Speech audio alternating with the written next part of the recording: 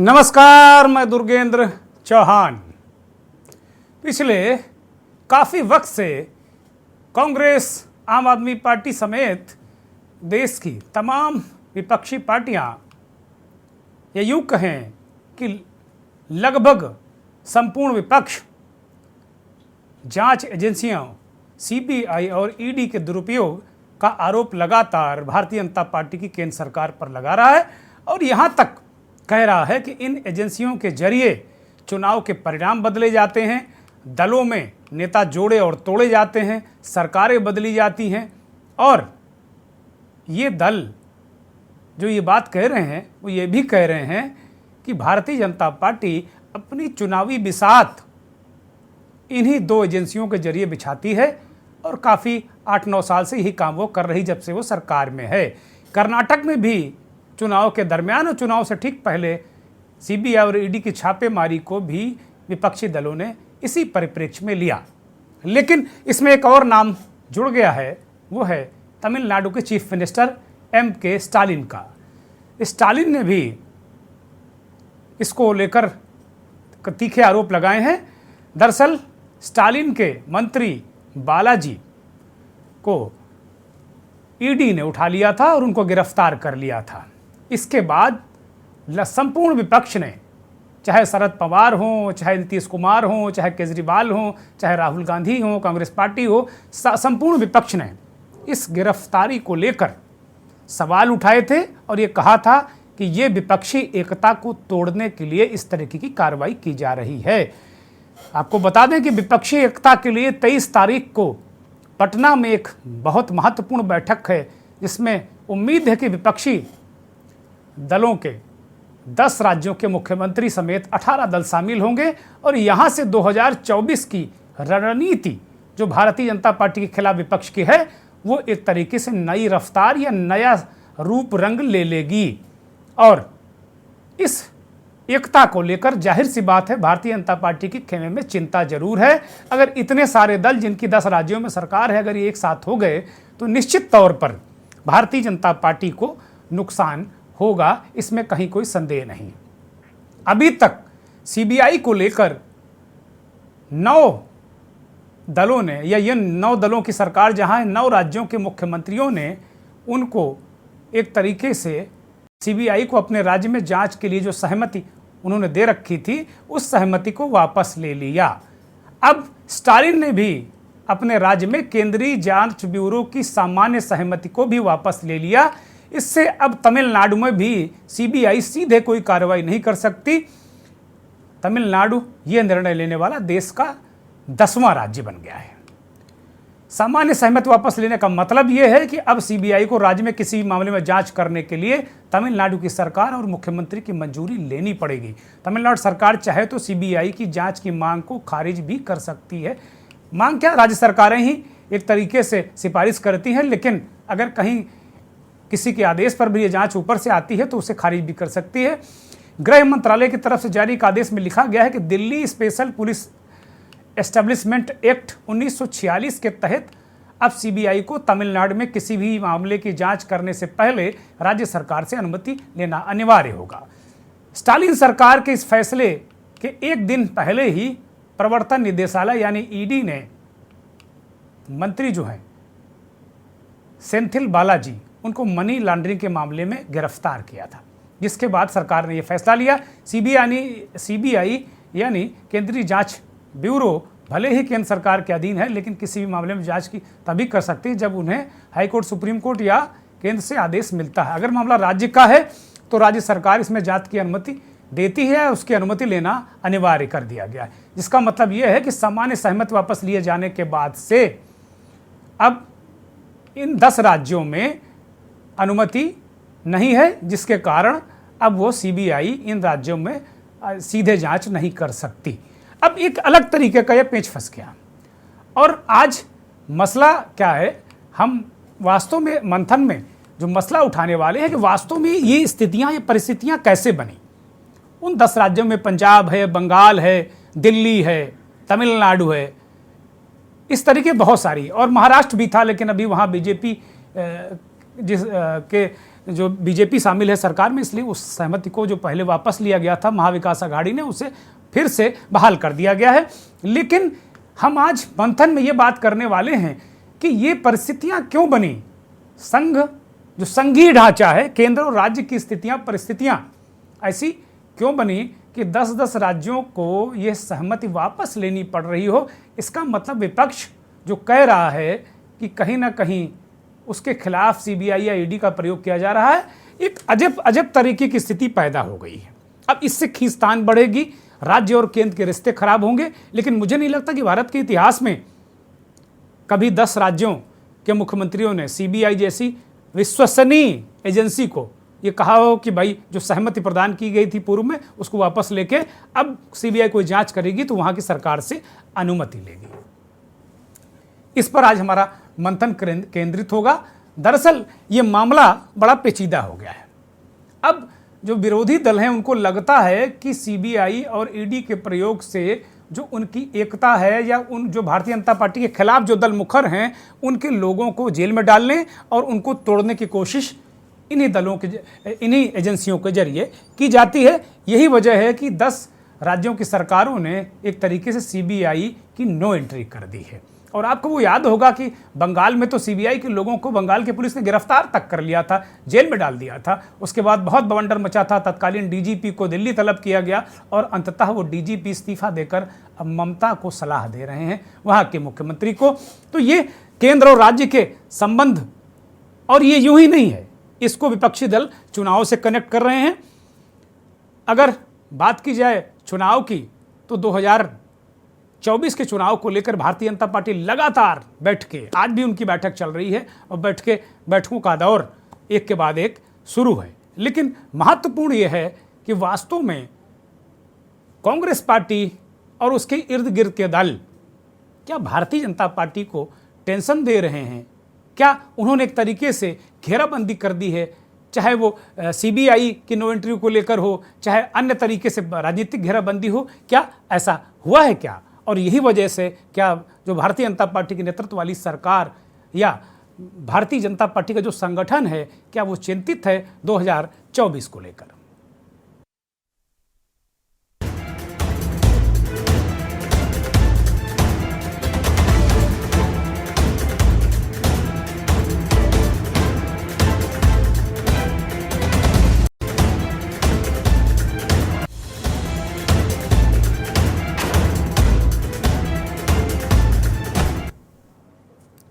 प्रधानमंत्री नरेंद्र मोदी 21 तारीख को अमेरिका पहुंच जाएंगे और वहां योग दिवस पे वो यूएन में हिस्सा लेंगे। पूरी उनके वहां की तैयारियां जोर शोर से चल रही हैं, चारों तरफ मोदी मोदी हो रहा है।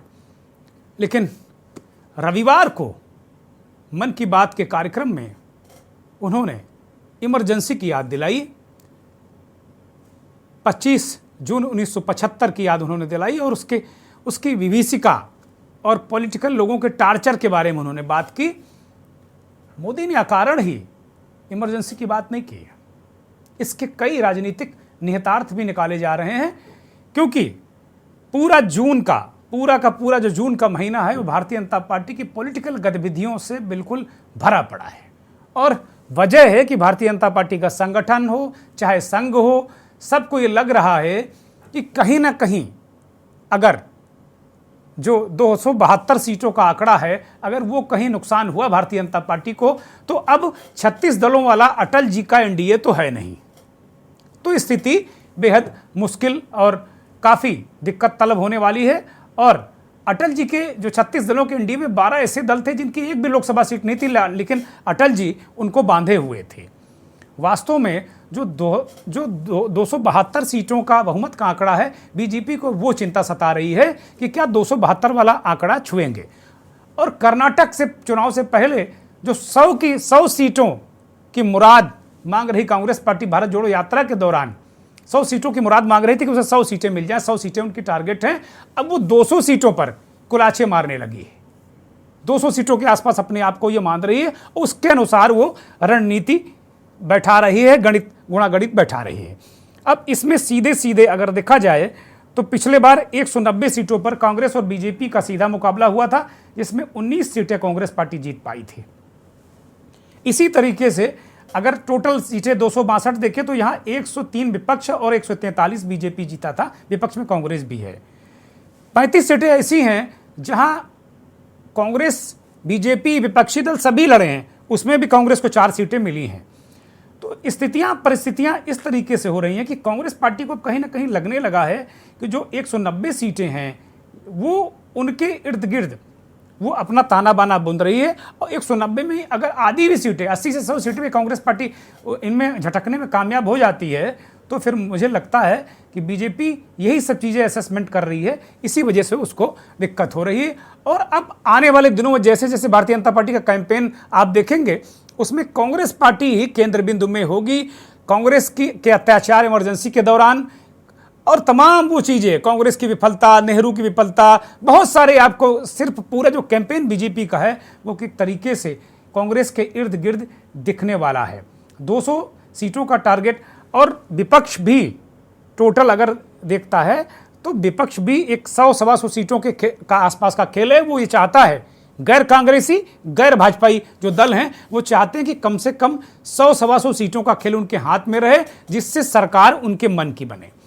बहुत सारे राजनीतिक विश्लेषक ये सवाल उठा रहे हैं कि वास्तव में क्या ये जो विपक्षी एकता है, क्या इससे मोदी सरकार को दिक्कत हो रही है, या आने वाली जो दिन है भारतीय जनता पार्टी को उसको इससे दिक्कत हो रही है?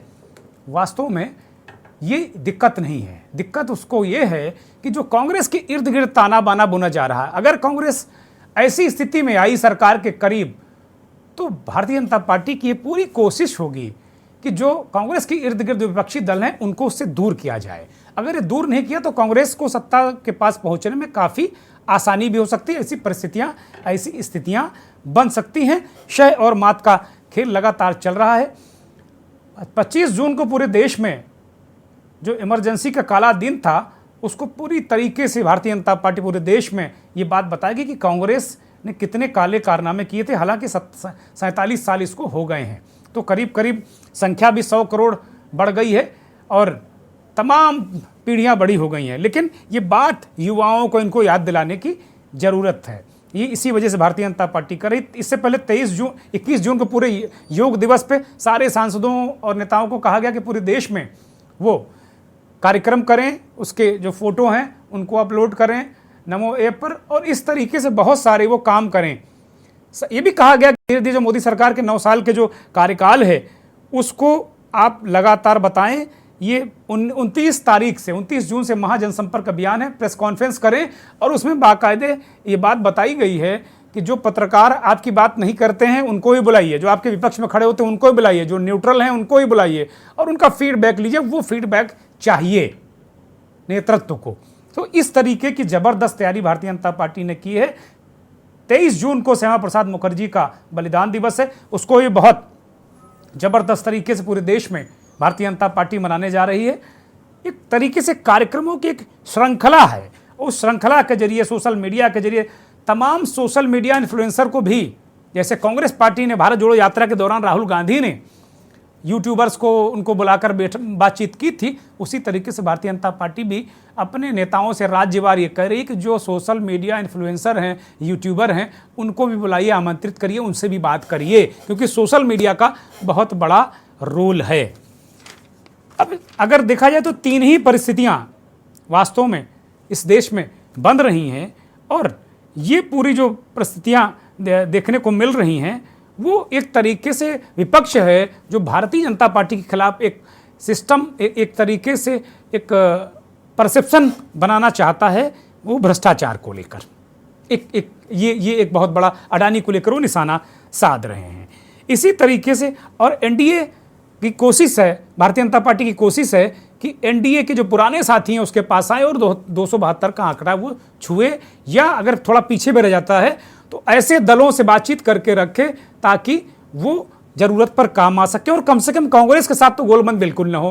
कांग्रेस की कोशिश 200 के आसपास है, कर्नाटक को जीतने की कोशिश, जीतने के बाद उसके इरादे अलग हैं, उसकी उम्मीदें अलग कुलाचे मार रही हैं। और विपक्ष है जो कांग्रेस और बीजेपी से अलग जो विपक्षी दल हैं, हालांकि वो कोई कांग्रेस के साथ कोई उसके साथ है, उनको भी ये लग रहा है, बीजेपी से अलग जो कांग्रेस के साथ विपक्षी दल भी नजर आ रहे हैं, उनमें भी 100 सीटों का मादा है जीतने का, ऐसा विपक्षी दल मान रहे हैं। तो वो एक अपनी उनकी खिचड़ी पक रही है। वो चाह रहे हैं कि कम से कम 100 सीटें हम जीत कर सत्ता की कुंजी अपने हाथ में रखें या अपनी मुट्ठी में रखें। ये राजनीतिक परिस्थिति है और इसी राजनीतिक परिस्थिति 2024 की राजनीतिक परिस्थिति को लेकर, इसी स्थिति को लेकर ताने बाने बुने जा रहे हैं। चाहे स्टालिन का सीबीआई को दी गई सहमति को वापस लेना हो या 10 राज्यों के लोगों ने सीबीआई की सहमति वापस ले ली, ये मुद्दे जुड़े हैं। चूंकि एजेंसियों को लेकर बहुत चर्चा हुई है, लगातार की एजेंसियों का दुरुपयोग सरकारें बनाने, गिराने और राजनीतिक प्रयोग हो रहा है, इसको लेकर भी चर्चा हो रही है। प्रधानमंत्री ने क्यों इमरजेंसी की बात कही मन की बात में और क्या कहा, वो जरा सुन लीजिए। यह वही दिन है जब हमारे देश पर इमरजेंसी थोपी गई थी। यह भारत के इतिहास का काला दौर था। लाखों लोगों ने इमरजेंसी का पूरी ताकत से विरोध किया था। लोकतंत्र के समर्थकों पर उस दौरान इतना अत्याचार किया गया, इतनी यातनाएं दी गई कि आज भी मन सिहर उठता है। इन अत्याचारों पर, पुलिस और प्रशासन द्वारा दी गई सजाओं पर बहुत सी पुस्तकें लिखी गई हैं। मुझे भी संघर्ष में गुजरात नाम से एक किताब लिखने का उस समय मौका मिला था। कुछ दिनों पहले ही इमरजेंसी पर लिखी एक और किताब मेरे सामने आई, जिसका शीर्षक है torture of political prisoners in India. Emergency के दौरान छपी इस पुस्तक में वर्णन किया गया है कि कैसे उस समय की सरकार लोकतंत्र के रखवालों से क्रूरतम व्यवहार कर रही थी। इस किताब में ढेर सारी केस स्टडीज हैं, बहुत सारे चित्र हैं। मैं चाहूंगा कि आज जब हम आजादी का अमृत महोत्सव मना रहे हैं, तो देश की आजादी को खतरे में डालने वाले ऐसे अपराधों का भी जरूर अवलोकन करें। यह प्रधानमंत्री देशवासियों से कह रहे हैं कि भाई इस तरह के जो अपराध किए हैं 1975 में इमरजेंसी के दौरान तत्कालीन इंदिरा गांधी की सरकार ने, उनका अवलोकन करें। वो युवा पीढ़ी का भी आह्वान करें कि उनको पढ़ें। और ये प्रधानमंत्री का काउंटर अटैक है राहुल गांधी के उस नैरेटिव के खिलाफ जो वो कह रहे हैं कि भारत में लोकतंत्र खत्म हो रहा है। अब तो कुछ लोग ये भी कहने लगे हैं कि भाई तब तो घोषित इमरजेंसी थी कानून के हिसाब से, अब तो उससे ज़्यादा बदतर स्थिति, ये भी कहा जा रहा है। खैर, लोकतंत्र जिंदा है, लोकतंत्र जिंदा रहेगा, हमारा ऐसा मानना है। मेहमानों का हमारे साथ एक पैनल जुड़ा है। डॉक्टर अरुणेश यादव कांग्रेस पार्टी के प्रवक्ता हैं, दिल्ली से हमारे साथ जुड़े हैं। बहुत स्वागत, बहुत धन्यवाद, बहुत आभार अरुणेश जी आपका। प्रवीण अत्रे साहब वरिष्ठ नेता हैं बीजेपी के, पंजाब से हमारे साथ जुड़े हैं, प्रवक्ता हैं। बहुत स्वागत अरुणेश, बहुत आभार प्रवीण जी आपका, बहुत धन्यवाद। शर्मा जी हमारे साथ जुड़ गए हैं, स्पेशल डायरेक्टर सीबीआई रहे हैं श्री एमएल शर्मा साहब। शर्मा साहब आपका भी बहुत स्वागत, बहुत धन्यवाद और के न्यूज़ को वक्त देने के लिए बहुत आभार आपका। इस देश के जाने माने वरिष्ठ पत्रकार, संपादक आलोक भदौरिया जी हमारे साथ दिल्ली से जुड़े हैं। भदौरिया जी बहुत स्वागत, बहुत धन्यवाद, बहुत आभार आपका। सभी मेहमानों का बहुत धन्यवाद। थोड़ी देर में सुप्रीम कोर्ट के वरिष्ठ अधिवक्ता आर बख्श साहब भी हमारे साथ जुड़ेंगे। मैं भदौरिया जी से ही मंथन की शुरुआत करूंगा। भदौरिया जी, ये लगातार ये देखने को मिल रहा है कि सीबीआई जैसी टेस्टेड और ट्रस्टेड संस्था, मैं इसको सीबीआई से शुरू कर रहा हूं।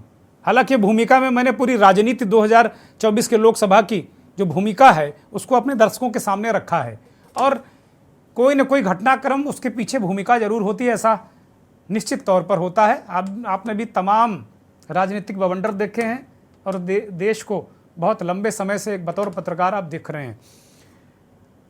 एमके स्टालिन जो चीफ मिनिस्टर हैं तमिलनाडु के, उन्होंने भी सीबीआई को जो सहमति प्रदान की जाती है राज्यों की ओर से कि आप आके जांच कर सकते हैं, वो भी वापस ले लिए। इससे पहले 9 राज्य, उनमें पंजाब भी है, उसमें दिल्ली भी है, इस तरह के जो गैर भाजपा शासित राज्य हैं, उन्होंने ये सहमति वापस ले रखी है कि आप पहले आएंगे, राज्य सरकार से अनुमति लेंगे, तब जांच करेंगे। एक इतनी टेस्टेड और जो ट्रस्टेड एजेंसी के लिए क्या आपको याद पड़ता है कि भारत के इतिहास में क्या इस तरह कभी हुआ है कि राजनीतिक दृष्टिकोण को रखते हुए राज्य सरकारों ने क्या इतनी महत्वपूर्ण एजेंसी की जो सहमति है वो वापस ली हो? मेरा पहला सवाल ये है। और इसके पीछे का जरा गुणा गणित भी हमारे दर्शकों को समझाइए भदौरिया जी।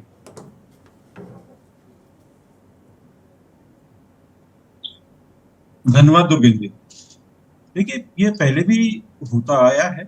पहले भी कुछ लोगों ने, अपने राज्य सरकारों ने सीबीआई को इजाजत नहीं दी थी। इसकी वजह ये भी थी कि सीबीआई पर देखिए एक टिप्पणी बड़ी जग जाहिर हुई थी, एक केज्ड पैरेट की, पिंजड़े में बंद तोते की वो हुई थी। और वो चीज अभी तक, वो जो दाग है, वो जो धब्बा है, वो अभी तक सीबीआई से हटा नहीं है। दूसरी एक और वजह जो राज्यों ने उठाई है, एक तो ये है कि सीबीआई का जो गठन हुआ है दिल्ली पुलिस का जो इस्टेब्लिशमेंट एक्ट है उसके तहत हुआ है, तो इसलिए भी। और फिर सीबीआई की जो कार्यप्रणाली रही है, इसका एक बड़ी एक वजह है। अभी जो आपने जो सूची गिना रहे हैं, जिसमें हाल फिलहाल जो तमिलनाडु को शामिल हुए हैं, इससे पहले देखिए कि इसमें जो अगर नहीं जो इजाजत दी गई थी, सीबीआई की जो इजाजत वापस ले ली गई थी, इसमें मिजोरम और मेघालय भी है। याद करिए जी। इनमें कब वापस ली गई थी। पंजाब, तेलंगाना, पंजाब है, तेलंगाना है, मेघालय भी है, सही करें आप, पश्चिम बंगाल है। उन दोनों में फर्क है। ये जो मेघालय और मिजोरम की जो मैं बात कर रहा हूँ, वहां पर भाजपा की सरकार, जी, पर थोड़ा ध्यान दीजिएगा, जब वहां पर ये वापस ली गई थी। ये चीज इंपॉर्टेंट है। अगर तमिलनाडु में ली गई थी, वो गैर भाजपा सरकार है। पश्चिम बंगाल में वापस ली, गैर भाजपा सरकार है। राजस्थान में, छत्तीसगढ़ में, पंजाब में, दिल्ली, ये सब गैर भाजपाई सरकारें थी।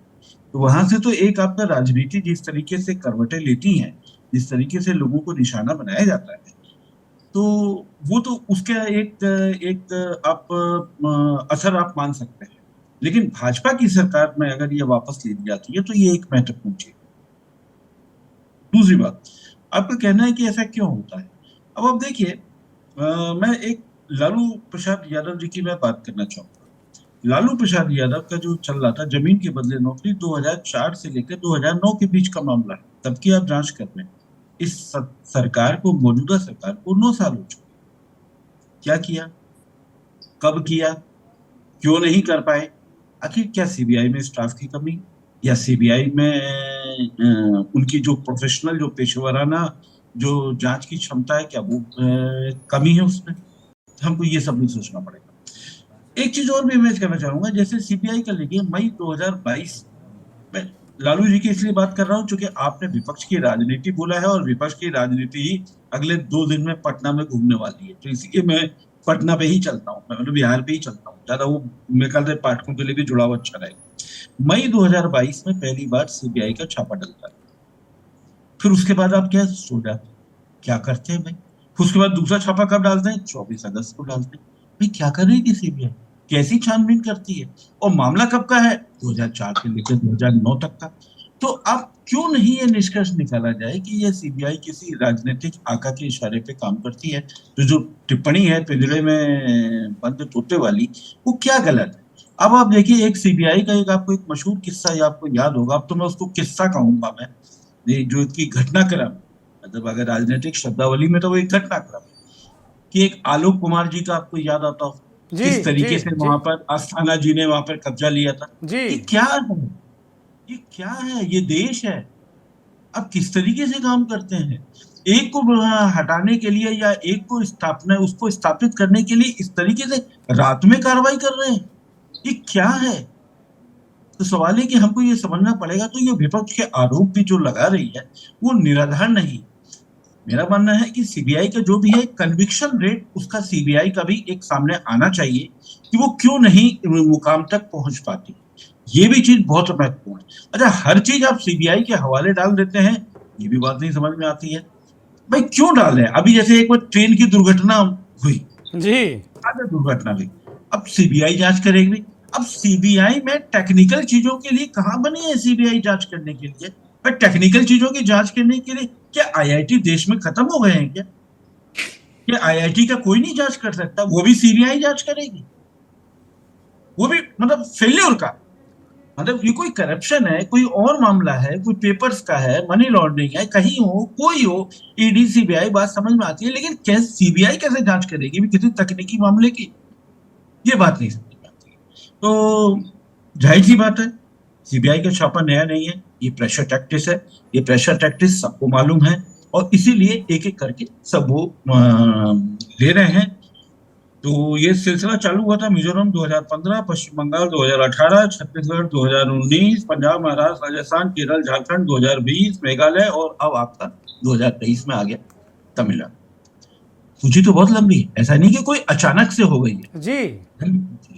लेकिन अब आपका जो मूल प्रश्न है, आपका वो जो विपक्ष वाला है, वो आप सेकंड राउंड में लेंगे या अभी उस पर नहीं, डीटेल बाद बात में करें? आलोक जी, मैं एक बार सोच रहा हूँ कि शर्मा जी को मैं ले लूँ।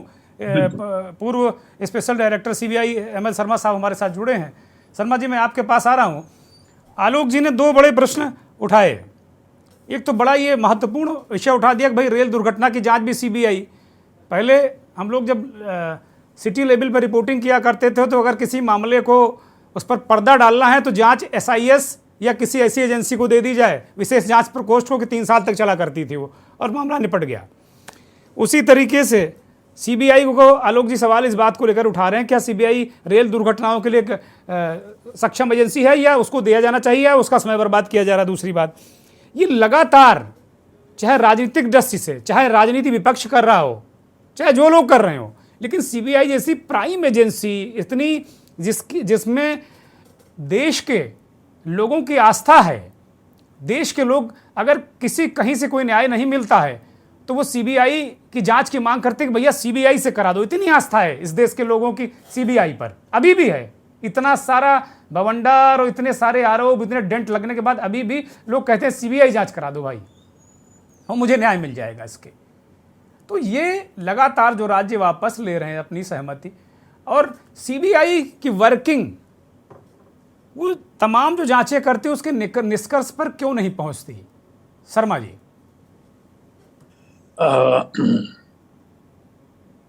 ये आपकी बात भी मैंने बड़े ध्यान से सुनी है और आलोक कुमार जी की बात भी बड़े ध्यान से सुनी है। विषय दो हैं मूलतः। एक तो सीबीआई के मिसयूज का है, और दूसरा आपने उठाया रेल जांच क्यों दी। मिसयूज के बारे में दो विचार हो सकते हैं। मैं 15 साल पहले रिटायर हुआ, 20 साल मैंने सीबीआई काम किया, SP, DIG, joint director, special director, फिर मैंने रिज़ाइन किया, फिर मैं सेंट्रल इंफॉर्मेशन कमिश्नर बना। मैं किसी की तरफदारी तब भी नहीं कही जब मैं सेवा में था, अब तो कोई सवाल ही पैदा नहीं होता जी है। जी। जहाँ तक रेल दुर्घटना की जांच सीबीआई को देने का सवाल है, मैं आलोक कुमार जी की बात से बिल्कुल भी सहमत नहीं। उसका मैं कारण बताता हूँ जी। देखिए, अगर जो ये दुर्घटना है तो आईआईटी की बात करी, एक्सपर्ट्स की बात करी, ये महसूस करना चाहिए कि अगर ये दुर्घटना है तो कोई ना कोई इस दुर्घटना के लिए जिम्मेवार है। उसके विरुद्ध 304A जैसे एक्सीडेंट होता है ना, जी ऐसे जी मुकदमा जी। दर्ज होगा, उसके खिलाफ चार्जशीट लगेगी। तो ना आईआईटी का इंजीनियर उसको चार्जशीट लगा सकता है, और ना ही रेलवे का जो चीफ कमिश्नर है, सिक्योरिटी को देखता है, ना ही वो चार्जशीट लगा सकता है। चार्जशीट लगाने के लिए एक इन्वेस्टिगेटिंग एजेंसी चाहिए। वो स्थानीय पुलिस भी हो सकती है। हाँ, और मेरा CBI हो यही सकती कहना है है। कि स्थानीय पुलिस भी हो सकती है। ठीक बात। तो ये है। दूसरा बिंदु ये है, अभी हम कुछ नहीं कह सकते कि ये दुर्घटना है या किसी ने सिस्टम से छेड़खानी करी है। अगर छेड़खानी करी है तो फिर वो 304A आईपीसी बढ़कर 302 भी हो सकती है, 304A भी हो सकती है। तो वो भी सिर्फ सीबीआई ही कर सकती है, पुलिस ही कर सकती है। कोई आईआईटी एक्सपर्ट नहीं कर सकता, कोई रेलवे एक्सपर्ट नहीं कर सकता। ये कानूनी बात ध्यान में रखना जरूरी है। दूसरी बात जो इम्पोर्टेंट है वो ये है कि अगर डिपार्टमेंटल इंक्वायरी होती है, आईआईटी वाला कोई इंक्वायरी करता है, आजकल आईआईटी को लोग भगवान मानने लग गए हैं, तो वो लोकल यानी रेलवे के ऑफिसर से तो पूछताछ कर लेंगे, रेलवे वाले उनको बुला लेंगे, लेकिन किसी भी प्राइवेट आदमी को वो बुलाने की क्षमता नहीं रखते हैं। वो क्षमता सिर्फ पुलिस या सीबीआई के पास है। इसलिए मेरी दृष्टि से रेलवे मिनिस्टर ने जो ये डिसीजन लिया है बहुत बुद्धिमानी का डिसीजन है। और इसमें कोई पॉलिटिक्स देखना, किसको पॉलिटिक्स कर, मतलब इतने आदमी मर गए हमारे हिंदुस्तान, इतने जख्मी हो गए, इसमें क्या पॉलिटिक्स हो सकती है। तो इसलिए मैं आलोक कुमार जी की बात से सादर सहित बिल्कुल सहमत नहीं हूँ। एक बात ये हुई। दूसरी बात, मिसयूज ऑफ सीबीआई, तो ये सवाल आपने मुझे पूछा नहीं है और ये थोड़ा जटिल सवाल है, इसलिए मैं इसको पहले राउंड में उत्तर देना उचित नहीं समझता। नहीं, मैंने पूछा है आपसे, मैंने पूछा, ये तो आलोक जी के सवाल को सब्सिडी कर दिया। कल मैं एक ब्रेक पर जा रहा हूँ और ब्रेक के बाद फिर आप ही के पास आऊँगा, क्योंकि मैंने ये सवाल पूछा है, क्योंकि मेरा विषय ही आज यही है कि भाई अगर तमिलनाडु ने भी सहमति वापस ले ली, एक एक करके 10 राज्यों ने अगर सहमति वापस ले ली, तो फिर एजेंसी पे सवाल उठ रहे हैं ना। फिर उसकी विश्वसनीयता, जो वेद पुराण जैसी पवित्रता जो एजेंसी रखती हो अपनी जांच में, और 10 राज्य कहें कि ना हम अनुमति देंगे, तब आओगे आप।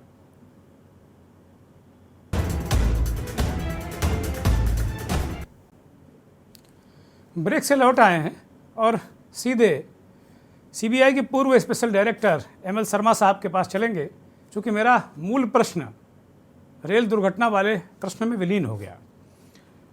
शर्मा जी, जो ये तमिलनाडु ने सहमति वापस ली, इससे पहले अभी हम लोगों ने एक लंबी फहरिस्त जो अभी स्क्रीन पर चल रही है वो दिखाई कि 10 राज्य सहमति वापस ले चुके हैं। तो एक तो इसके मायने समझाइए कि भाई दिल्ली का जो 1947 का पुलिस एक्ट था उसके तहत ये सहमति अनुमति, जरा इसको हमारे दर्शकों को समझाइए कि भाई अगर ये सहमति वापस ले चुके हैं तो उसके बाद भी सीबीआई क्या बेबस हो जाती है, क्या उन राज्यों में जाके कार्रवाई नहीं कर सकती? और दूसरा मेरा इससे जुड़ा सवाल है कि जो आरोप लगता है, जब ये लोग सरकार में रहते हैं जो आज विपक्ष में हैं तो ये आरोप लगाते हैं, और जो सरकार वाले हैं विपक्ष में चले जाते हैं तो वो कभी तोता कहते हैं, कभी मैना कहते हैं, अपने अपने हिसाब से एक एजेंसी को डिफेम शुरू से लोग करते आए हैं। शर्मा जी, इसमें पहले मैं कानूनी पहलू पर थोड़ा सा बताना चाहूँगा जी। जो DSPE, Delhi special police establishment act बना, वो 1946 में बना जी, और भारत आज़ाद हुआ तो उसके बाद इस कानून को वैसा का वैसा स्वीकार कर लिया गया। उसमें सेक्शन 6 है, बहुत छोटा एक्ट है, इसमें सिर्फ 1.5 पेज का है, 7-8 सेक्शन है।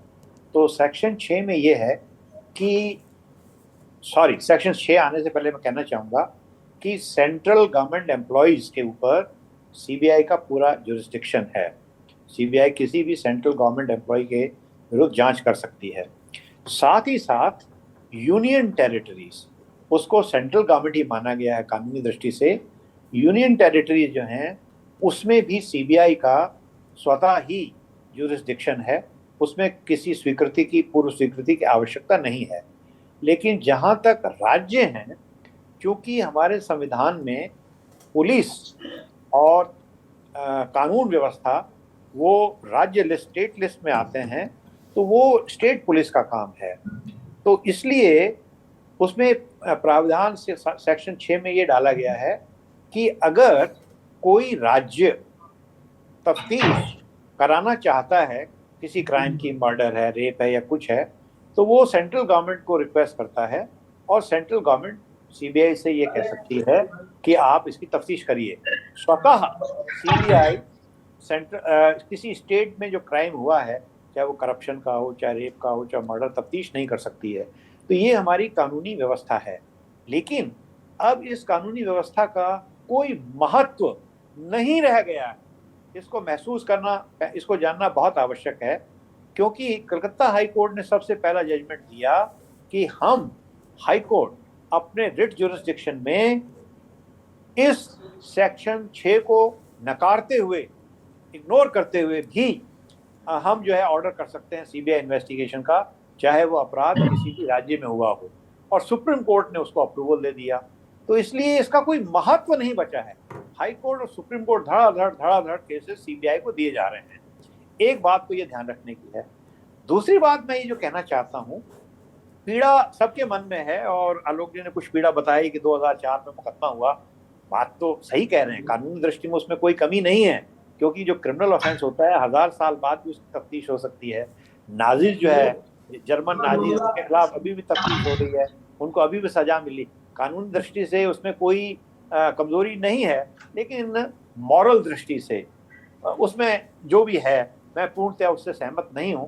लेकिन जो मैं कहना चाहता हूं, जो भी आरोप लगते हैं विपक्ष द्वारा कि हमें ये कर दिया वो कर दिया, उसमें सवाल ये है कि क्या जिनके खिलाफ छापे पड़े या जिनकी गिरफ्तारी हुई, तमिलनाडु में अभी एक गिरफ्तारी हुई, नाम लेना उचित नहीं है, क्या वो लोग ईमानदार थे, क्या वो इनोसेंट थे, निर्दोष थे?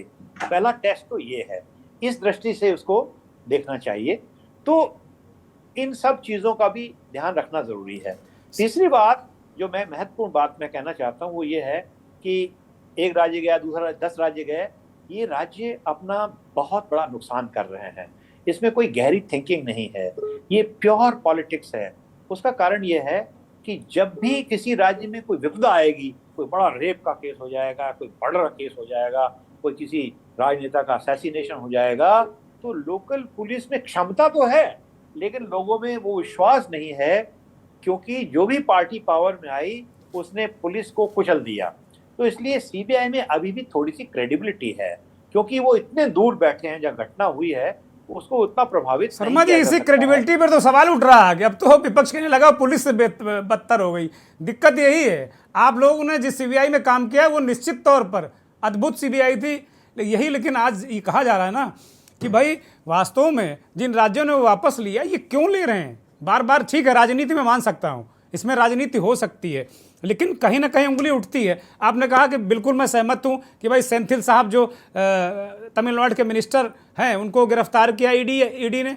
वो कोई बहुत बड़े धर्मात्मा आदमी नहीं है, कोई माला नहीं जप रहे हैं, ठीक बात, उनके पास पहले भी केसेस थे। लेकिन आज तक सत्ता पक्ष का कोई व्यक्ति, क्या सारे लोग वहाँ ईमानदारों की फौज है, उनकी जाँच क्यों नहीं सीबीआई करती? ये सवाल नहीं उठाएगा विपक्ष क्या? इसका जवाब जो है पार्टी वाले देंगे। नहीं, मैं एक अधिकारी के रूप में देखता हूं कि केवल क्या आप लोगों के मतलब यही रहता है कि केवल विपक्ष के ही नेताओं को करा जाए क्या? सीबीआई ऐसा चश्मा पहन चुकी है क्या? पार्टी की बात मैं नहीं कर रहा हूं भाई, क्या सत्ताधारी दल चाहे जिसकी सत्ता हो, चाहे कांग्रेस की रही हो चाहे इनकी हो, ये जब ये सत्ता में नहीं थे बीजेपी के लोग तो ये आरोप लगाते थे कि कांग्रेस के इशारे पे चल रही, तोता हो गया, मनमोहन सिंह इसको कर लेते हैं, कैद कर लेते हैं। तो इस तरीके के आरोप एजेंसी की क्रेडिबिलिटी को क्या डैमेज नहीं करते क्या? वो कोई भी लगाए क्या? देखिए, ये आपका एक पहलू है, इसका मेरे पास जवाब नहीं। मैं कहना चाहता हूँ हिंदुस्तान में जो सबसे बड़ा क्राइम हुआ है, सबसे पहला क्राइम हुआ था महाराजा किशनगढ़ का मर्डर। सबसे पहले 1971 में सीबीआई ने वो इन्वेस्टिगेट किया था। चाहे वो राजीव गांधी असैसिनेशन है, बेअंत सिंह असैसिनेशन पंजाब का 1995 का, उसको मैंने तफ्तीश किया था। 3 हाईजैकिंग केस किए थे, बड़े बड़े केस सीबीआई ने क्रैक किए हैं। नॉर्थ प्लेस में प्रियदर्शी अद्भुत एजेंसी, अद्भुत, कोई भी देश में कोई उंगली नहीं उठाता था। बिल्कुल आप हम सहमत हैं कि बिल्कुल जो उसका स्ट्राइक रेट है वो जबरदस्त था। लेकिन अब 10-10 राज्य अगर इस पे करेंगे और तमाम इस तरह की चीज़ें आएंगी, जब देखो तब सीबीआई कहीं इसका बाल पकड़ रही, कहीं उसको घसीट रही, तो जाहिर सी बात है कहीं ना कहीं तो लोगों के अंदर सवाल उठेगा। उस एजेंसी पे कहीं कोई समस्या नहीं है, लेकिन कहीं ना कहीं उसके संचालन, उसकी प्रक्रिया पर जरूर उंगलियां उठ रही हैं। अस्थाना जी वाला इन्होंने, आलोक जी ने मुद्दा उठाया कि रातों रात ऐसा उठा के फेंका जा रहा है कि मालूम दे रहा है कि आपस में ऐसा लग रहा है कि सत्ता छीनने की जंग लड़ी जा रही है सीबीआई के अंदर। आलोक जी बहुत आदरणीय व्यक्ति, दृष्टिगोचर होते हैं, उनको पूरी कहानी पता नहीं है, वो मुझे पता है, वो मैं बयान नहीं कर सकता हूँ। मेरा कहने का मतलब यह है कि जब भी राज्य सरकारों में मुसीबत आएगी, सीबीआई ही उनको संकट से निकालेगी। ठीक बात है। दुरुपयोग के बारे में जो कहा कि बीजेपी के नेताओं के खिलाफ एक्शन क्यों नहीं होता है, उसके बारे में मैं कुछ नहीं कहता हूं, वो उस राजनीतिक दल के आप एक अफसर रहे हैं, आपको कहना उचित भी नहीं है, मैं आपसे वो सवाल नहीं पूछ रहा हूं। लेकिन कहीं ना कहीं जब ये सवाल उठता है तो कहीं ना कहीं सीबीआई को अगले अपनी इर्द गिर्द तो देखना भी पड़ेगा ना। जो मौजूदा सीबीआई के लोग, उनको देखना पड़ेगा कि बार बार अगर पब्लिक में इसी तरह डिफेम हुई तो जिस क्रेडिबिलिटी की आप बात कर रहे हैं कि भाई ये क्रेडिबिलिटी है और वो इन राज्य सरकारों ने गलत किया, अगर किसी बवंडर में फंसेंगी तो उनको बचाएगा कौन? पब्लिक के टेम्परेचर से, पब्लिक के ताप से, पब्लिक के क्रोध से कौन बचाएगा? सीबीआई बचाती है कि वो सही जांच करती है। तो आप एक पहलू ये है, लेकिन दूसरा पहलू ये है कि अगर इसी तरह क्रेडिबिलिटी गिरी सीबीआई जैसी एजेंसियों की तो फिर स्थितियाँ गंभीर होंगी। मैं कांग्रेस के नेता के पास जाऊँगा, अरुणेश यादव जी। शर्मा जी ठीक कह रहे हैं कि भाई आप सहमति वापस ले रहे हैं, अनुमति वापस ले, इसमें राजनीति नहीं है क्या? इसे राजनीति नहीं कहा जाएगा क्या? जी देखिए, सबसे पहली बात तो ये है कि आप विपक्ष पे तो आक्षेप लगा रहे हैं। अच्छी बात है कि साहब हमने या 10 राज्यों ने सीबीआई को बिना अनुमति के प्रवेश जो है वो वर्जित कर दिया कि साहब बिना परमिशन के आप नहीं आएंगे।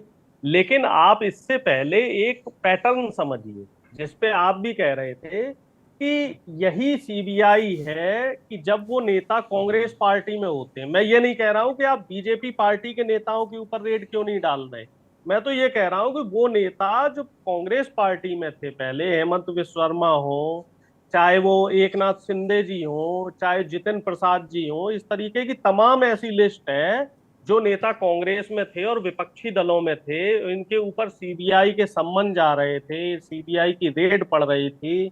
और अमित शाह जी तो हेमंत विश्व शर्मा जी को देश का सबसे भ्रष्ट नेता बताया करते थे।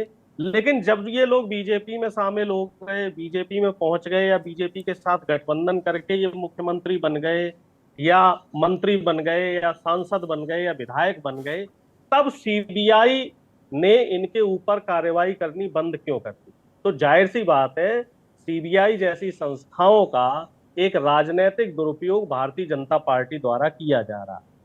दूसरी बात, जो सीबीआई इस समय जो इनका इन्वेस्टिगेशन है, अगर हम उसका रेशियो निकालें कि जितने लोगों के ऊपर इन्होंने इन्वेस्टिगेशन किया या सीबीआई के छापे पड़े हैं, तो मुश्किल से मुझे लगता है 4 से 5% में इनको जो है एक पॉजिटिव जो पहलू है वो निकल के आया होगा। बाकी 95% जो केसेस हैं, कन्विक्शन रेट की बात कर रहे हैं आप? कन्विक्शन रेट की बात कर रहे हैं? बिल्कुल बिल्कुल। जो हमारे लॉयर साहब हैं, बाग साहब, हमारे अच्छे मित्र हैं, ये उसको ज्यादा बेहतर तरीके से समझा पाएंगे, क्योंकि कानूनी जो प्रक्रियाएं हैं, दांव पेच हैं, उनसे मैं बहुत ज्यादा अच्छी तरीके से वाकिफ नहीं हूं। मैं सिर्फ मोटे मोटे तौर पे आपको इतना बता पाऊंगा कि साहब ये राज्य सरकार की जो है मजबूरी है कि आए दिन कोई नेता, भाई मान लीजिए कोई शिक्षा मंत्री है, कोई जो है आपका किसी विभाग का मंत्री है, अब वो सीबीआई के चक्कर ही लगाता रहेगा तो प्रदेश की जनता के लिए काम क्या करेगा? कोई विधायक है वो सीबीआई के यहाँ बैठा रहेगा तो अपने क्षेत्र में काम कैसे करेगा? फिर 5 साल बाद उसको ब्यौरा भी देना होता है कि साहब आपने क्या काम किया, क्या काम नहीं किया। तो ये राज्य सरकारों की मजबूरी बन चुकी है कि जिस तरीके से अरुणेश यादव, ऐसा आपको नहीं लगता कि एक कोई गलत लोगों के खिलाफ राज्य सरकारें कवच बना रही हैं क्या? जरूरी थोड़ी कि आपका विधायक चाहे विपक्षी दल हो चाहे कोई भी हो, क्या वो ईमानदार ही हो? क्या उस जांच नहीं उसकी होनी चाहिए क्या? मैं इसको जरा उलट के पूछ रहा हूं आपसे। नहीं, बिल्कुल बिल्कुल, देखिए जांच होनी चाहिए, लेकिन जांच का एक तरीका होता है, एक तरीके के तहत जांच होनी चाहिए। ऐसा नहीं कि तरीका तो सीबीआई तय करेगी, कांग्रेस पार्टी है, भारतीय जनता पार्टी है, ये लोग नहीं तय करेंगे। तरीका तो सीबीआई तय करेगी कैसे करना जांच। एक हमारे शर्मा जी जैसे अफसर तय करेंगे। क्या होती है, एक न्यायिक प्रक्रिया की तहत जो है कार्रवाई होनी चाहिए, कार्रवाई एक तरफा नहीं होनी चाहिए। हमारा सवाल सिर्फ इतना है, कार्रवाई जो एक तरफा हो रही है, कार्रवाई में जो है पार्शियलिटी जो आ रही है, हमारा सवाल सिर्फ इतना है। ठीक बात है। मैं सुप्रीम कोर्ट के वरिष्ठ अधिवक्ता आर बाग साहब हमारे साथ जुड़े हैं। बाग साहब बहुत स्वागत, बहुत धन्यवाद आपका। कानून सम्मत होनी चाहिए, विधि सम्मत होनी चाहिए। विधि के आप बहुत अच्छे जानकार हैं। विधि सम्मत, कानून सम्मत क्या नहीं हो रही है क्या, मैं ये पूछना चाहता हूँ। दूसरी बात, अरुणेश यादव ने कन्विक्शन रेट की बात करी। हालांकि भारतीय जनता पार्टी की प्रवक्ता को हमने आमंत्रित किया था, मुझे लगता है कुछ तकनीकी कारणों से वो अब है नहीं हमारे साथ में। लेकिन ये सवाल मैं एक कानून वेत्ता से के होने के नाते आपसे पूछ रहा हूँ। एक तो कानून सम्मत क्या है, और दूसरा क्या कन्विक्शन रेट बहुत कम है सीबीआई का जिसको लेकर उंगली उठती है, और ये राज्य एक के बाद 10 राज्यों ने, बहुत बड़ी संख्या है ये।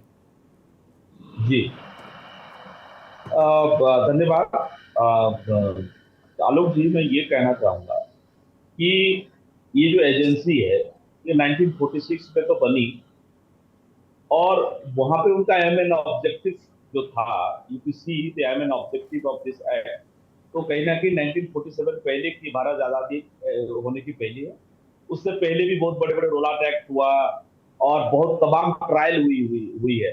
1777 में एक राजा कुमार का ट्रायल भी हुआ, और उससे आगे चल के जैसे जैसे कांग्रेस की सरकार, उसके बाद बीच में एक यूनियन सरकार बनी, मगर इसी एक्ट को कभी कॉन्स्टिट्यूशनली चैलेंज नहीं की गई। फर्स्ट टाइम हम लोग देखते हैं कि गुवाहाटी हाई कोर्ट में इसमें जो लॉयर रहे डॉक्टर LS चौधरी, मेरे मित्र हैं, उन्होंने इस चीज को चैलेंज किया था, और वो बाकायदा ये तमाम चीज के ऊपर, रेशियो के ऊपर जो डॉक्टर उमेश यादव जी ने इंटरेक्ट किया कि रेशियो को देखिए कि जैसे कि अब सरकार चेंज होते ही इसके ऊपर कितना दबाव रहेगा सीबीआई को लेकर, उनका इन्वेस्टिगेशन को लेकर, ये भी कहीं ना कहीं प्रभावित होती है। दूसरी तरफ अभी जो 10 स्टेट की हम लोग बात कर रहे हैं, उसमें से आपका तमिलनाडु अभी ऐड हुआ है, झारखंड, वेस्ट बंगाल, पंजाब, तेलंगाना, मेघालय, छत्तीसगढ़, केरला, मिजोरम और राजस्थान। आप ये सारे के सारे जो स्टेट हैं, सारे के सारे नॉन बीजेपी स्टेट हैं। और जब सुप्रीम कोर्ट ने इसको फिर बाद में फिर स्टे लगा दिया है, अभी पर दोबारा कोई रिट पिटीशन पे अगर उसको चैलेंज करे अगर होगा, इस पहलू पे हम लोगों ने एक कॉन्फ्रेंस किया था इंडिया इंटरनेशनल सेंटर पे, तो बहुत सारे लीगल लुमिनरी जो एक्सपीरियंस स्किल लोग हैं वहां पर थे। सबका यही मानना है कि ये पॉलिटिकली मोटिवेटेड है इसके ऊपर, क्योंकि सीबीआई का डायरेक्टर कौन होगा, कौन डिसाइड करता है? सीबीआई का जाहिर सी बात है कि जो रूलिंग गवर्नमेंट होता है, डिसीजन मेकिंग प्रोसेस में उनका ही हाथ होता है। दूसरी बात, आप चारा घोटाले का ले लीजिए, बाकी लोगों को जिस तरह से इसको डील की गई है, लालू यादव जी को उसका जजमेंट पूरा हमने पढ़ा, आप पूरा उस किस तरह से सीबीआई वहां पे यूज की गई है, एक लीडर के पीछे जबरदस्ती लगाई दी गई है, उसका पूरा जो जिसके ऊपर तमाम सुप्रीम कोर्ट के CBI versus state of Kerala इसका जजमेंट भी है। इस तरह से सीबीआई जो procedure of law and article 14 का, आर्टिकल 21 का, ये जो कुछ प्रिंसिपल ऑफ नेचुरल जस्टिस है, उसको भी फॉलो करना पड़ता है। ऐसा नहीं है कि सीबीआई का कहीं पे कुछ उनको कहीं ना कहीं फ्री हैंड दी जाती है, मगर वो लोग प्रिंसिपल ऑफ नेचुरल जस्टिस के ऊपर नहीं है। और आज जो हम लोगों के सामने तमिलनाडु का है, मैं भी नाम लेना नहीं चाहता हूं, उसमें आप देखिएगा, उसमें और एक जबरदस्त ट्विस्ट आएगा।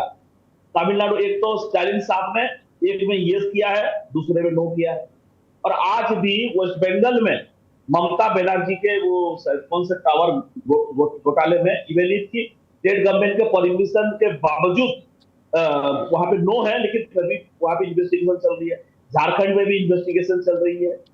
और एक बात बताऊं, सुप्रीम कोर्ट या हाई कोर्ट को सीबीआई किसके ऊपर इन्वेस्टिगेशन होगा, सीबीआई की इंक्वायरी होगी कि नहीं होगी, आज भी जुडिशियरी जो है सबसे मेजर फैसला लेती है, चाहे स्टेट गवर्नमेंट उस पर यस करे या नो करे। लेकिन एक बार जुडिशियरी अगर कह दिया, डायरेक्शन दे दिया कि भाई सीबीआई इंक्वायरी होगा, तो आपको होना ही पड़ेगा। सुप्रीम कोर्ट से कहाँ एतराज है उनको? सुप्रीम कोर्ट से तो एतराज ही नहीं है। वो कह रहे हैं दौड़ा लेते हैं पीछे, छोड़ देते हैं हमारे पीछे सीबीआई को। सुप्रीम कोर्ट के आदेश तो सभी मानेंगे। वो कह रहे हैं, विपक्ष अरुणेश यादव मुस्कुरा रहे हैं, कह रहे छोड़ देते हैं पीछे, और वो पीछा करते रहते पूरे चुनाव, भागते रहते डीके सुकुमार कर्नाटक में। वो तो जनता ने जिता दिया, वरना निपट गए थे वो। नहीं, ये तो आप कहेंगे तो हर मामले में ऐसा हो सकता है। बहुत सारे मामले हैं, एडीआर का रिपोर्ट है, उसके तहत बहुत सारे केसेस की जा सकती है। अब 33 है, आपको उसका क्लॉज देखिए। अभी बात साहब, मैं एक छोटा सा प्रश्न और करके फिर मैं आलोक जी की तरफ जाऊंगा। ये बताइए, जो ये वापस ले रहे हैं, इसका कोई संवैधानिक, कोई कानूनी स्टेटस है क्या? इससे क्या सीबीआई उन राज्यों में रुक जाएगी क्या जाने से? क्योंकि आपकी आवाज बहुत क्लियर नहीं मिल रही है। मैं जी, ये जो स्टेट का मामला है, लॉ एंड ऑर्डर तो स्टेट का प्रेरोगेटिव है, वहां पर उस हिसाब से स्टेट का पावर हो सकती है। और पूरा आप देखेंगे तो कॉन्स्टिट्यूशनल, भाई हमारे सामने एक दृष्टांत है ममता बनर्जी का, जब सीबीआई के अफसरों को उन्होंने हवालात में बंद करा दिया था और डीजीपी को दिल्ली तक तलब किया गया और डीजीपी ने इस्तीफा दे दिया, आज वो ममता के सलाहकार हैं। तो इस तरह के भी दृष्टांत है। तो इसका मतलब जो हमारा जो मुख्य विषय है कि तनातनी जो बढ़ रही है एक ऐसी पवित्र और पाक साफ एजेंसी को लेकर, जिसकी हम कस्में खाया करते थे कि बड़ी अच्छी एजेंसी है। सवाल ये है, और बताइए पिछले 9 साल में कितने बीजेपी वालों के ऊपर सीबीआई और ईडी का छापा पड़े हैं, बताइए मुझे। अरे यही तो विपक्ष पूछ रहा है, हम थोड़ी बताएंगे, वो भाजपा वाले चले गए हैं। तो इसका मतलब लॉग आउट करके चले गए हैं वो। सीबीआई अपने आप किसी के ऊपर केस नहीं करती है। जी, मैं आलोक जी के पास आऊंगा, चूंकि मेरे पास अब कुछ 3-4 मिनट बचे हैं मंथन में। आलोक जी, चूंकि ये जो प्रश्न उठाया बाग साहब ने, ये शर्मा जी से मैं पूछ नहीं सकता क्योंकि वो पॉलिटिकल व्यक्ति नहीं, एक बहुत ही सीनियर अफसर रहे सीबीआई में डीजी स्तर के, तो जाहिर सी बात है कि वो एक उनकी बाउंड्री है।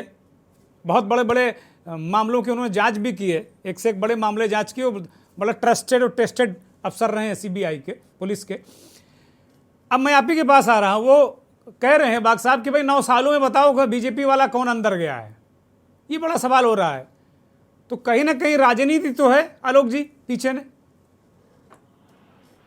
राजनीति तो खैर हर चीज में होती है, लेकिन मुझे एक आपके एक बयान पे आपत्ति है जी। कि आपने सीबीआई को पवित्र संस्था बोल दिया। कोई पवित्र नहीं होती, वो टैक्स पेयर के पैसे से चलती है। तो ये जो धर्म और ये पवित्रता और ये नहीं, धार्मिक नहीं कह रहा हूं मैं राष्ट्र धर्म से और राष्ट्रीयता से नहीं जोड़ रहा हूं इसको। मैं पवित्र तो अगर कोई अच्छा काम करे तो आलोक जी कह सकते हैं ना, नहीं कह सकते हैं? सरकार की कार्यप्रणाली, सरकार की किसी भी एजेंसी को, सरकार की किसी भी पदाधिकारी को, चाहे वो सर्वोच्च पद पे क्यों नहीं बैठा हो, मैं उसको पवित्रता के दायरे और गैर पवित्रता के दायरे में नहीं रखता। ठीक बात। उसका काम है प्रोफेशनल कॉम्पिटेंसी कितनी, ये सबसे महत्वपूर्ण चीज है। तो मुझे लगता है कि उसी हिसाब से ही देखना चाहिए हमको। सीबीआई का ये नहीं देखना चाहिए, चलो ठीक है, मैं ये भी एक मान लेता हूँ, एक मान लेते हैं कि भाई सीबीआई निष्पक्ष है, मान लिया जाता है कि इस तरीके की सारी एजेंसियां निष्पक्ष है, मान लिया जाता है कि चुनाव आयोग भी निष्पक्ष है, सब कुछ मान लेते हैं हम निष्पक्ष है। लेकिन उनके कार्यकलापों का जब हम विश्लेषण करेंगे तब तो हमको पता चलेगा ना कि वही मुकुल राय से जब पूछताछ होती है, जब वो इधर आ जाते हैं तो पूछताछ बंद हो जाती है। आखिर सीबीआई को हो क्या जाता है? बात केवल मैं कह रहा हूँ, केवल प्रोफेशनल कॉम्पिटेंसी की कर रहा हूँ। ये प्रोफेशनल कॉम्पिटेंट क्यों नहीं रह जाते हैं? क्या दिक्कत है? सवाल तो ये है, अगर ये प्रोफेशनल कॉम्पिटेंट नहीं होंगे तो जांच कैसे करेंगे? ये भी तो एक सबसे बड़ा महत्वपूर्ण सवाल है। तो आपके प्रोफेशनल कॉम्पिटेंसी को आप छुपा नहीं सकते राजनीति के आधार पर। आप यदि ये देश का एक बड़ा चर्चित मामला था नोएडा में, आरुषि तलवार वाला मामला जी, सीबीआई के पास ही था, और आपको भी, मेरे को याद है कि आप लोगों ने भी उस समय इतने दर्जनों प्रोग्राम कर डाले थे, दर्जनों आप लोगों ने कागज लिख डाले थे। क्या हुआ? वो तो सीबीआई के बड़े डेकोरेटेड ऑफिसर थे जो यूपी से ही गए थे, आपके कानपुर में ही पहले एसपी बने थे वो। जी जी जी जी, अरुण कुमार। हाँ जी, सबसे पहली बार एसपी का काम कानपुर में ही मिले था। तब आपके जो बाद में डीजीपी बने थे विक्रम सिंह साहब, उस समय वो एसएसपी हुआ करते थे। जी, तो चूंकि आप कानपुर के थे इसलिए मैं कानपुर का जिक्र कर रहा हूँ। तो क्या हुआ भाई आरुषि तलवार का, क्यों नहीं झूठ कर पाई? तो सवाल है कि बात केवल कॉम्पिटेंसी की है, कॉम्पिटेंट क्यों नहीं? और मेरा वो टेक्निकल वाले मामले में भी है। देखिए, जब पुलिस उसकी जांच कॉम्पिटेंसी का बात आए, वहां पे अकाउंटेबिलिटी का भी क्वेश्चन राइज करेंगे, फेयर प्ले का भी जिक्र होगा। एक साथ कॉम्पिटेंसी के साथ। बाग साहब आलोक जी को कंप्लीट करने दिया, मेरे पास 1 मिनट बचा, मैं 20-20 सेकंड दूंगा। आलोक जी कंप्लीट करिए। जी सर। तो मेरे को यही लगता है कि हम लोग को एक कॉम्पिटेंसी वाला सवाल ज्यादा सबसे प्रमुख है, और वो जिस तरीके से वहां पर नियुक्तियां की जाती हैं उसमें एक और पारदर्शिता की जरूरी है, और उसमें एक वो फिक्स कार्यकाल भी होना चाहिए। अच्छा, राजनीतिक एजेंडे वाला सवाल आप डक क्यों कर रहे हैं? उसको तो खोल दीजिए, बताइए ना। पॉलिटिकल एजेंडा नहीं है क्या विपक्ष का? ये देखिए, राजनीति से नहीं बच सकती, ये तो आप मान के चलिए, क्योंकि जब अगर राजनीति से बच सकती है तो वो प्रोफेशनल कॉम्पिटेंट हो जाती है। और कोई भी अधिकारी कभी भी प्रोफेशनल कॉम्पिटेंट फोर्स को नहीं चाहता है, चाहे वो सीबीआई हो चाहे पुलिस हो। विपक्ष नहीं राजनीति कर रहा आलोक जी क्या? नहीं, मैं कह रहा हूँ विपक्ष भी तो राजनीति कर रहा है। प्रकाश सिंह वाले मामले में भी किसी भी सरकार ने पुलिस को कभी भी एक नियमित कार्यकाल नहीं दिया, सिफारिशें लागू नहीं की गई हैं। ये भी चीज बड़े महत्वपूर्ण है।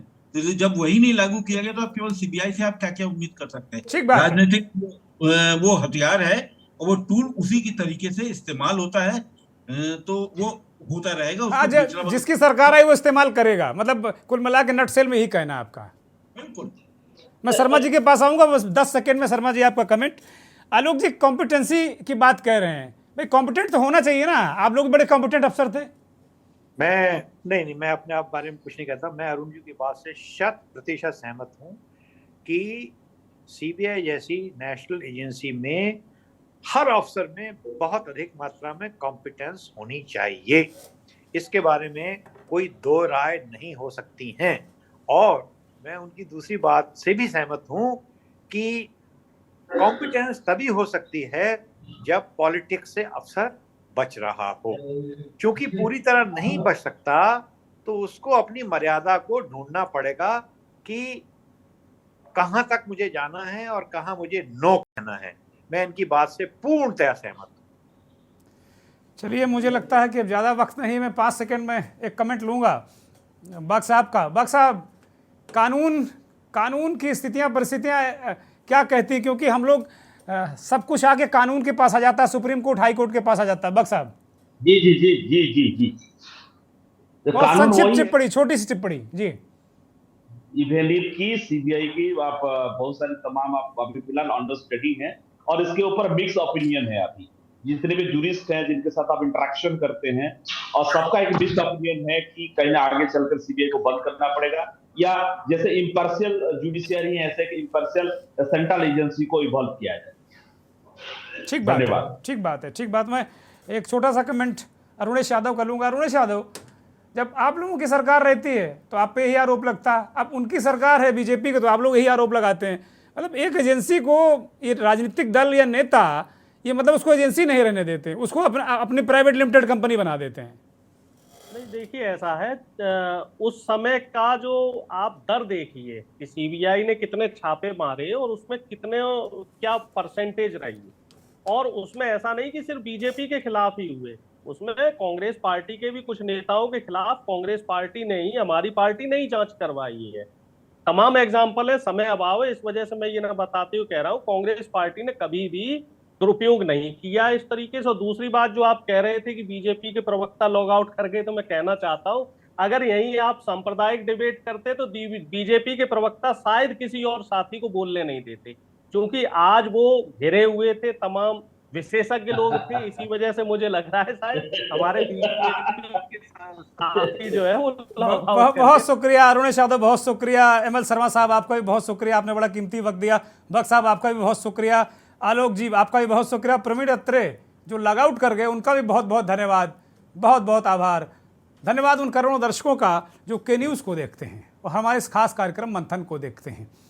जो एजेंसी जिस काम के लिए बनी है उससे वो काम लेना चाहिए, और उनके अधिकारियों को भी कॉम्पिटेंसी के साथ में, विश्वसनीयता के साथ में, जैसे अभी शर्मा जी ने कहा, एक बाउंड्री तय करनी होगी, एक लक्ष्मण रेखा तय करनी होगी कि भाई यहाँ तक हम नेता की बात मानेंगे, इसके बाद जैसे ही वो चीज़ हावी होगी हमारे प्रोफेशन पे, हमारी जांच पे, हमारी छवि पर, तो हम नो कह देंगे। लेकिन कितने ऐसे लोग हैं जो ये नो कहने की हैसियत रखते हैं। बहुत बहुत धन्यवाद, नमस्कार।